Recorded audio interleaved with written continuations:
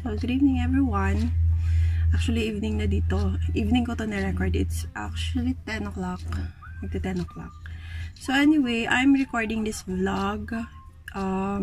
Just want to share with you guys yung mga pressure fit na ginagamit ko, na usually ginagamit ko sa pananahe. And, yung mga pressure fit na hindi ko naman masyadong ginagamit, pero casually ginagamit ko siya. On this vlog, I will discuss the pressure fit na ginagamit for high speed or for industrial sewing machines. Iba kasi yung mga pressure fit na ginagamit for them than yung mga pressure fit na ginagamit for the low shank or yung mga portable na machines.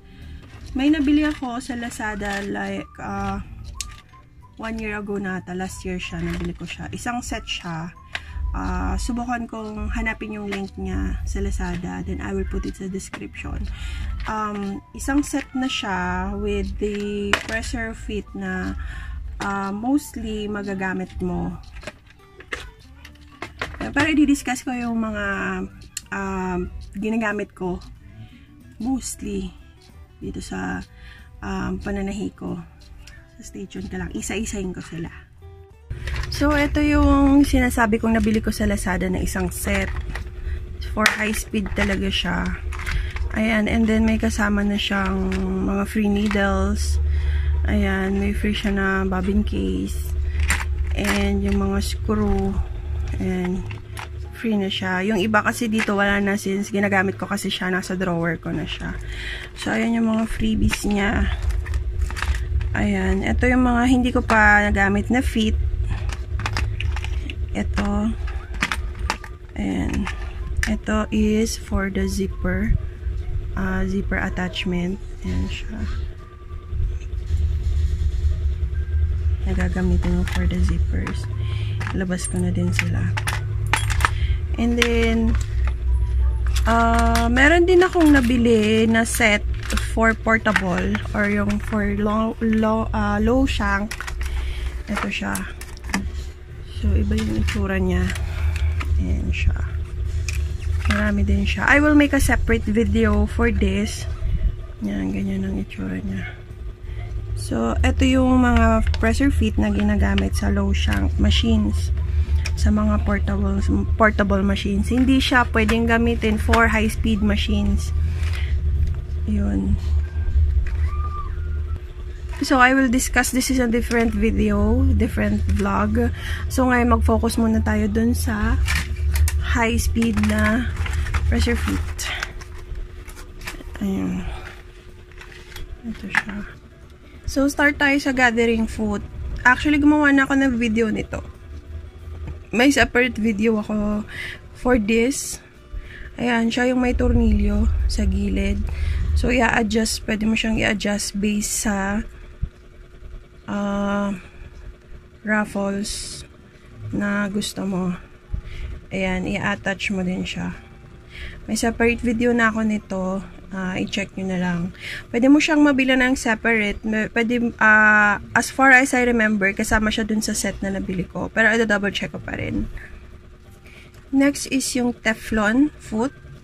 So, ginagamit mo to sa mga, nagamit ko to nung nagtahi ako ng mga leather, tsaka yung madudulas, yung mga madudulas na materials, and plastic, ganun, yung sa plastic cover. So, yun. Pwede mo din siya gamitin as universal foot. Maganda siya. Kaya lang, ayan, pag hindi maayos yung pagkakalagay mo, ayan, nadadamage siya nung ano. Pero isa din to sa ginagamit ko. Usually, pag mga leatherette, ganun. Ito ang ginagamit kong foot. Next is yung mga zipper foots. Ayan. Ito. Ayan. Ginagamit siya dun sa traditional na zipper foot. Pwede mo din siyang gamitin sa invisible zipper. So, ito, zipper foot din siya. Pwede mo din siya gamitin sa pagkabit ng zippers. Ayan. Nasa gilid lang yung ano, ayan. And then, ito din. For zippers din to. Ginagamit din siya pagkabit ng mga zipper. Kung gusto nyo naman ng straight stitches, halimbawa pag magta-top stitch kayo or mag-hem kayo, ito ang mga ginagamit ko. And may mga sizes kasi siya. Ito siya. And then, malalaman mo siya. Ayan, gumagalaw yung dito niya. And then, meron siya mga sizes like ito, pang 116. Nasa right yung ito. Ba, may top stitch kayo. And need nyo yung 116 na measurement ng stitches nyo. And then, ayan. Ito yung isa. Iba din ang size nito. Para pala sila 116. Ayan. Kaya lang yung isa, ang bouncing niya is nasa left. Kaya may nakalagay na CL. Ibig sabihin yung L is left. Ito naman, CR. Ibig sabihin nasa right. Yung gumagalaw niya. And then, same as this one. Ganun din siya.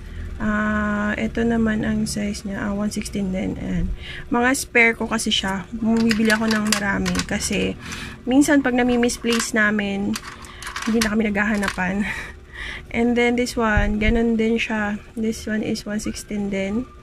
Ayan. May guide siya. Ayan yung guide niya sa gilid. Ayan. May nakausli. Ayan yung guide niya. Ayan yung sizing niya. Meron pang isa nito. Ito naman siya. Ang size niya naman is 1/8. Halimbawa, ang seam allowance is 1/8 ang top stitch. So, yun ang gagamitin mo. Ayan yung difference nila. So, ang magiging guide mo is itong nakausli. Ayan, yan yung ginagamit ko para pantay-pantay yung top stitch niya or yung hem niya. Usually, ginagamit ko to pag nagtatay ako ng mask. Face mask. Ayan, pag tinatop stitch ko, ito yung ginagamit ko. Para maging pantay-pantay yung tahin niya. And then, ang favorite ko na fit is yung hem. Rolled hem foot. Ayan siya. May iba't ibang sizes siya. Actually, meron ako ibang sizes. Hindi ko lang siya mahanap. Hindi ko alam kung nasaan. So, ito ang ginagamit ko. Ayan, pag mag-hem ako ng mga dulo, very useful siya. Ayan, ito yung smallest size. It's, yan, 3.2 mm. Ito naman yung isa, yung next size. 1.8. Ito naman, mga bigger sizes. Ayan. Favorite ko to kasi napapadali yung trabaho. Halimbawa, hindi mo na kailangan mag-serge, hindi mo na kailangan, wala kang serger. Very helpful siya sa pag-finish ng mga hems mo. Ayan. Yan na ang aking favorite fit na ginagamit. And then, of course, yung meron tayong universal fit. Ayan. Isang baby. Baby tawag nito eh. Baby tawag namin dito kasi maliit siya. So, isang baby fit. Baby. And then, yung standard na sizing. May sizes din sila. Ayan. So, yung isa, yung standard na fit ni Bruce is, ayan, yung may. So, itong standard fit ni Bruce. Meron siyang finger guard na tinatawag. Ayan. Very helpful siya, lalo na sa mga beginners, para hindi nakakain yung daliri nyo habang nagtatahi kayo. Kasi minsan nang natahi yung daliri ko nito. Kasi hindi ako gumamit ng finger guard. Pero, pwede, naaalis naman siya. Kung ayaw nyo na may finger guard, pwede kayong gumamit ng ganito. Ayan, wala siyang finger guard. Ayun. Madali lang din ang pag-install ng mga pressure fit. I'm using a spring clamp na tinatawag, and I will also link I will also put the link kung saan pwede mabili to. So, very helpful siya para hindi ka na screw ng screw. Yan, just have to press. Yan, para mag-let go. And then, bawa gusto mong gamitin to, ayan, sasalpak na lang siya like that. Same sa ibang pressure fit like this one, yung rolled hem. Papasok mo lang din siya. Ayan. Make sure na naka-align siya. Ayan, ganun lang siya kadali.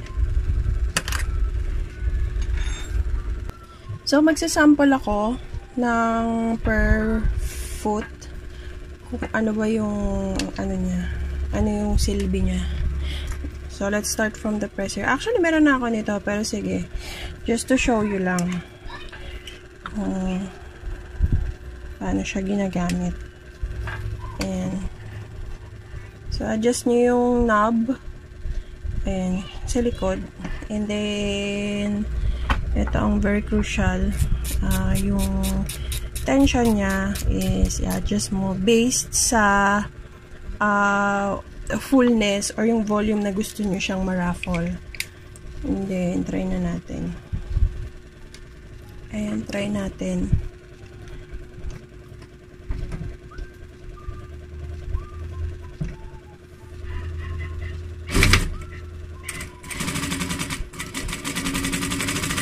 Ang saya. So, ayun siya. Ayan. Nag-raffles na siya. Ayan. So, pwede nyo i-adjust yung fullness niya dito sa knob and dun sa tension niya. Next is, subukan natin yung rolled hem. So, alisin natin to. Okay natin yung 3.2 mm na size niya. Ayan. So, wala kayong babaguhin doon. Nasa regular tension. Binalik ko na yung tension niya. Ayan. Ayan yung tension niya. And then, regular din yung sa stitch length niya. And then,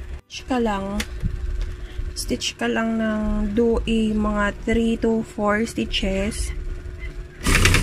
Oh, shoots. Wala siya naka-on. And 3 to 4. Yan. Then,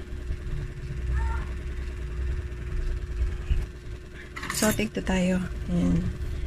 So, ito yung rolled hem. So, gawa ka lang ng mga 3 to 4 stitches. 1, 2, 3, 4. And then, angat mo yung pressure fit mo. I-feed mo siya dun sa spiral na part. Then, baba mo siya. Ayan. Then, i-guide mo lang siya. I-guide mo lang yung ayan. Kakainin naman siya. Ayan.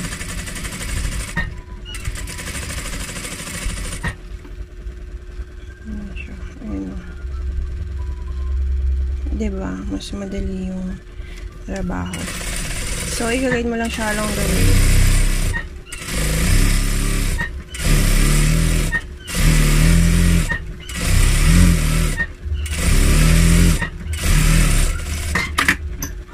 Ayan siya.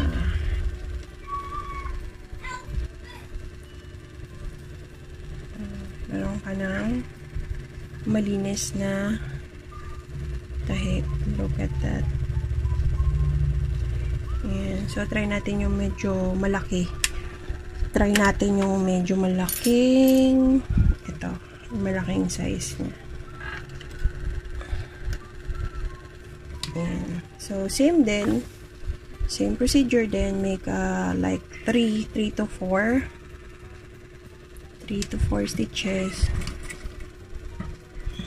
Ayan. Para lang mag-lock. And then, i-feed mo dun sa spiral. Like that. Continue ka lang.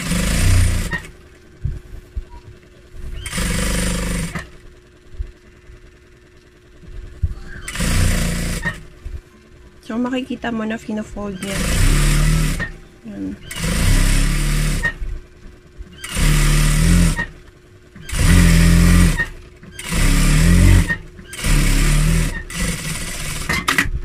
Ayan.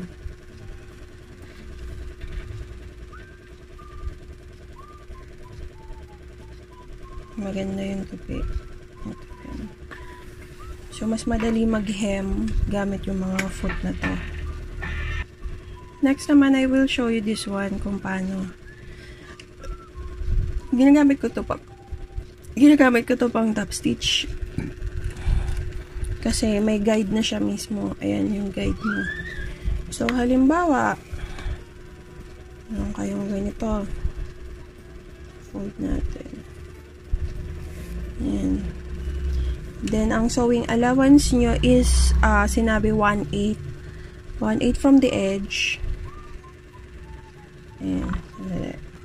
Ayan. Mas magandang view. Halimbawa, sinabi sa instruction is 1/8 sewing allowance. So, ito na yung guide mo. Ayan. Bawa, ito yung fabric mo. So, 1/8 sewing allowance from the edge. So, ayun na yung guide mo. Yun na. Ayan. Mas straight na yung tahi. Diba? Kasi may guide ka na. So, very useful to pag nagta-top stitch ka.